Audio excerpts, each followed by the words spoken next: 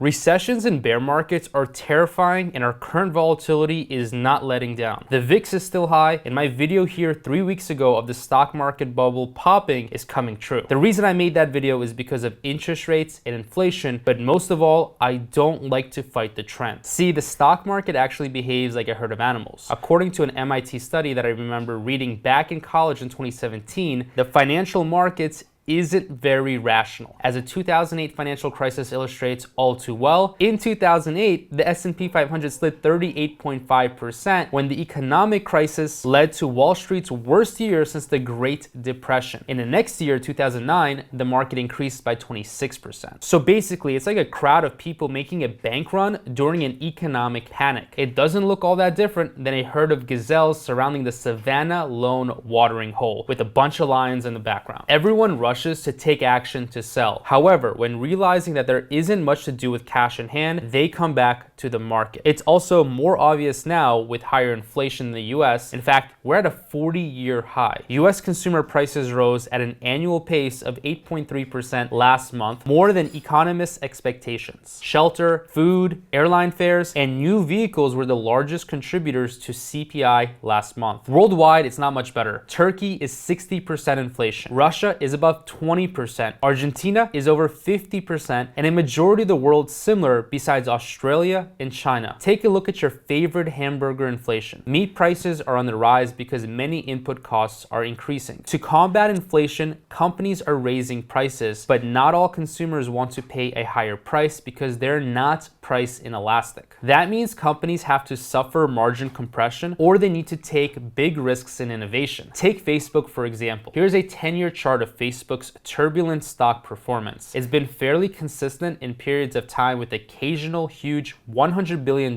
disappointments. But recently, the company has taken a big bet on the metaverse, and the market cap has dropped $250 billion based on the outlook. But you would have still gotten a great return on your money investing in Facebook, along with the other FANG stocks if you held 10 years. So this is the reason that I believe that although inflation is heating up and interest rates are rising, it's not clear whether to jump in the market or wait. Timing the market historically does not do well. I've been recommending my Discord members to hedge, and we're down a lot less than both the S&P 500 and NASDAQ, with some students even being up. So if you want better trading results, you can check out the Discord application in the description. And look, I understand it's painful, but you need to stick to the numbers right now. Being around like-minded people, you can figure out non-emotionally what you should be buying and selling. Let the market volatility, like the VIX, tell you how emotional it is. You ask yourself, am I going to buy some stocks long-term for a discount, or am I going to sell some option premium on these expensive stocks? I've been recommending a lot more value stocks in the Discord like Walmart after the sell-off because not being in the market is hard. We can get a huge recovery, but being really risky, like having 90% Tesla like I used to be, is also difficult emotionally when you see your hard-earned money and net worth fluctuating so much. Everyone thought Cathie Wood was a genius in February 2021, and just a year later, her stocks are down more than the S&P 500. Oh, and I forgot to mention, since March 2020 crash, the S&P 500 is beating Cathie Wood. I was telling people there is no point of buying ARK funds and paying an expensive ratio that's very high. In fact, Michael Burry's tweet is actually the side that I lean on right now. If you read his tweet, it's shocking but true. A dead cat bounce refers to a temporary rebound in stock prices after a significant fall, often because speculators buy shares to cover their positions. They often occur during major declines in the stock market, Burry said in a May 4th tweet. The implication is that investors shouldn't get their hopes up about any rallies in the coming months, as they're likely to be brief uptrends that won't result in a market recovery or a significant momentum moving higher for the medium term. Burry noted that 12 of the past 20 largest one-day rallies in the NASDAQ index took place as the dot-com bubble burst, while 9 of the S&P 500 20 biggest one-day rallies occurred in the aftermath of the Great Crash in 1929. So my conclusion is, be as smart as possible right now by hedging your portfolio. We really don't know the direction, but we need to mix and diversify in the industries like energy and consumer staples, while also hedging our portfolios with options. If you want to know how I'm hedging, then send me a message on Discord by joining, or shoot me a message into Instagram if you want to chat about getting in.